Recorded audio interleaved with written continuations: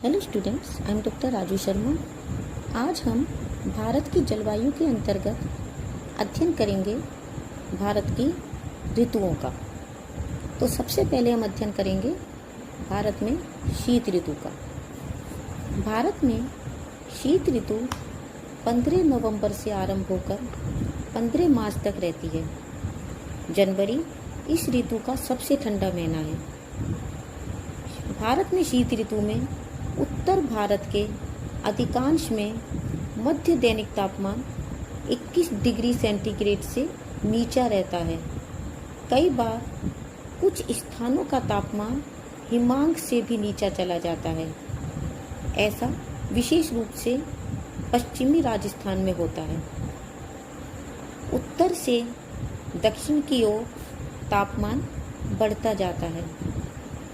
उत्तर भारत में तापमान 10 degree centigrade से 20 डिग्री सेंटीग्रेड तक रहता है, जबकि दक्षिणी भारत में मद्रास और कोचीन का जनवरी का तापमान 24 या 25 डिग्री सेंटीग्रेड मिल जाता है।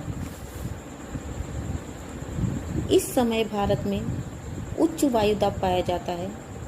फलस्वरूप उच्च वायुभार से पवनें समुद्र के न्यून वायुदाब की ओर चलने लगती हैं। ये हवाएं ठंडी होती हैं। ये जहाँ भी जाती हैं तापमान को गिरा देती हैं। शीत ऋतु की प्रमुख विशेषता पश्चिम और उत्तर पश्चिम से आने वाले शीतोष्ण चक्रवात हैं। ये चक्रवात भूमध्य सागर और फारस की खाड़ी के निकट के क्षेत्रों में उत्पन्न होते हैं। ये पूर्व की ओर चलते हुए ईरान, अफगानिस्तान और पाकिस्तान को पार कर शीत ऋतु में भारत पहुंचते हैं। इनको भारत की ओर अग्रसर करने में जेट स्ट्रीम का मेन रोल होता है। इन्हीं के कारण उत्तर पश्चिमी भारत में वर्षा और हिमालय में हिमपात होता है। उत्तर पश्चिम से पूर्व की ओर इस वर्षा की मात्रा में कमी आती जाती है, क्योंकि शीत ऋतु में पवनें स्थल से जल की ओर चलती हैं, इसलिए ये शुष्क होती हैं और वर्षा नहीं करती। लेकिन जब ये पवनें बंगाल की खाड़ी से गुजरती हैं, तब ये कुछ नमी धारण कर लेती हैं और तमिलनाडु के तटीय भाग में वर्षा कर देती हैं। शीत ऋतु में वर्षा की मात्रा हालांकि कम होती है, परंतु रबी की फसल के लिए ये बहुत ही अधिक बेनिफिशियल है।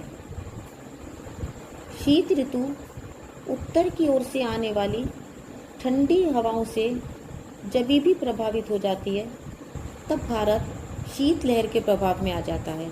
तापमान एकदम गिर जाता है, आकाश में घना कोहरा छा जाता है। समुद्र की ओर बढ़ने पर कोहरा का प्रभाव कम होता जाता है। नेक्स्ट अध्ययन करेंगे हम ग्रीष्म ऋतु का। भारत में ग्रीष्म ऋतु 15 मार्च से 15 जून तक रहती है। मार्च के बाद सूर्य की किरणें कर्क रेखा की ओर बढ़ना आरंभ कर देती हैं। इस कारण समस्त भारत में तापमान बढ़ने लगता है।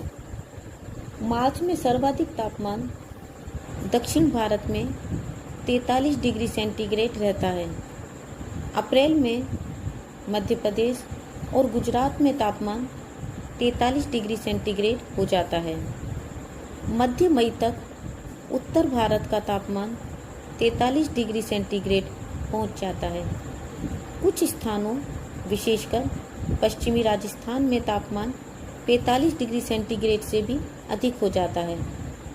जून माह में यह स्थिति तब तक रहती है जब तक कि वर्षाकालीन हवाएं यहाँ तक नहीं पहुँच जाएं। मई जून इस ऋतु के सबसे अधिक गर्म महीने हैं। जून के महीने में उत्तरी भारत के नगर भीषण गर्मी से झुलस जाते हैं। कई स्थानों का तापमान 50 डिग्री सेंटीग्रेड भी पहुंच जाता है। समुद्र के निकटवर्ती भागों में तापमान अपेक्षाकृत कम होता जाता है। ग्रीष्म ऋतु में समस्त भारत में तापमान बढ़ने के साथ साथ वायु दाब में भी कमी होने लगती है।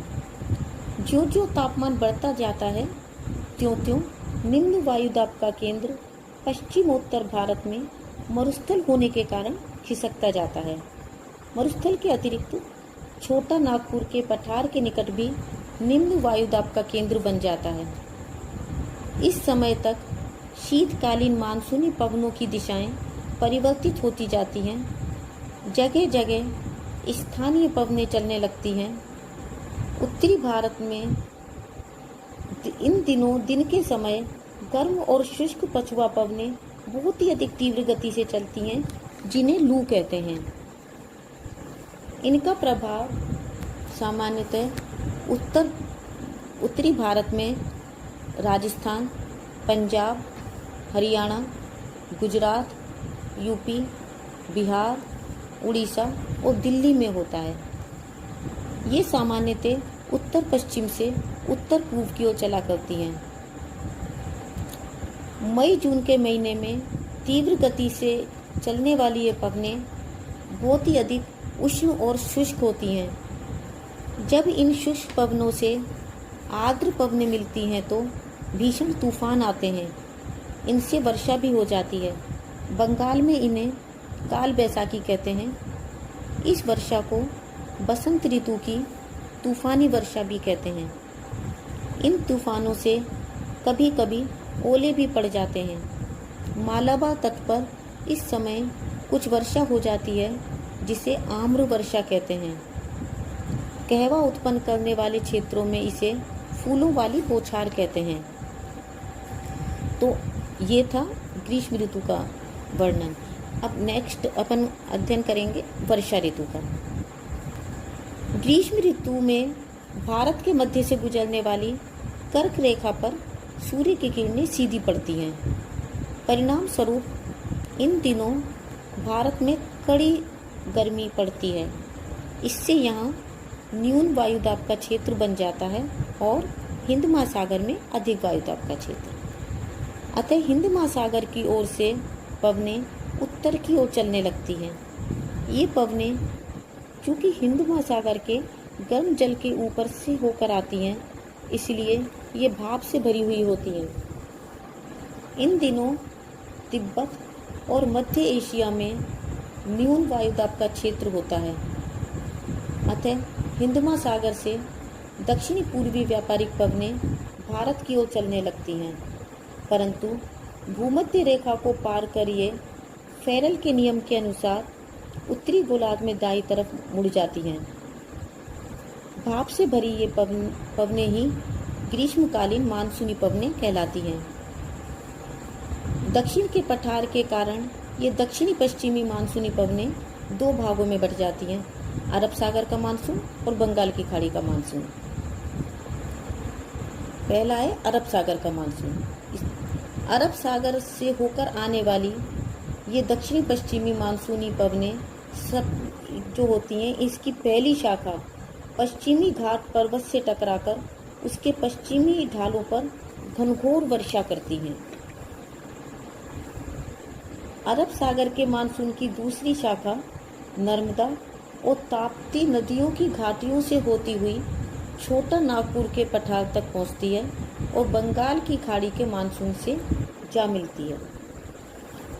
अरब सागर के मानसून की तीसरी शाखा कच्छ, राजस्थान और पंजाब के ऊपर से होती हुई हिमालय तक पहुंचती है।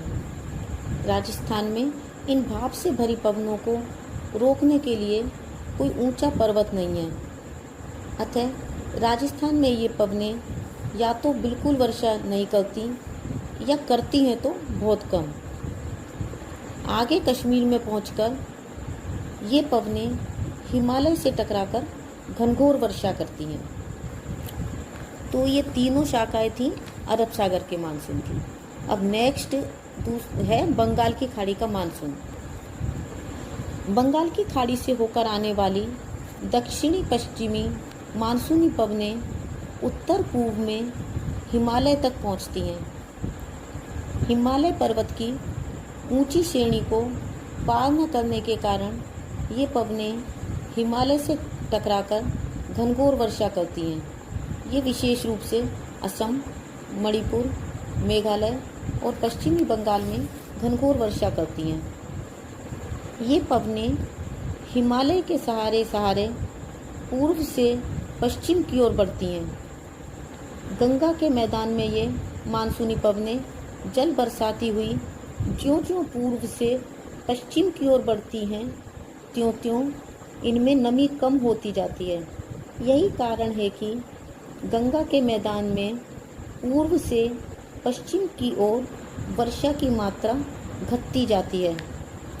राजस्थान तक पहुँचते पहुँचते इन हवाओं की नमी लगभग समाप्त हो जाती है।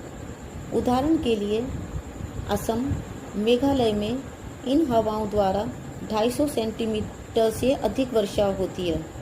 गंगा के निचले मैदान में 200 सेंटीमीटर, गंगा के मध्यवर्ती मैदान में 100 से 150 सेंटीमीटर, पंजाब हरियाणा में 50 सेंटीमीटर और राजस्थान में 10-12 सेंटीमीटर वर्षा होती है।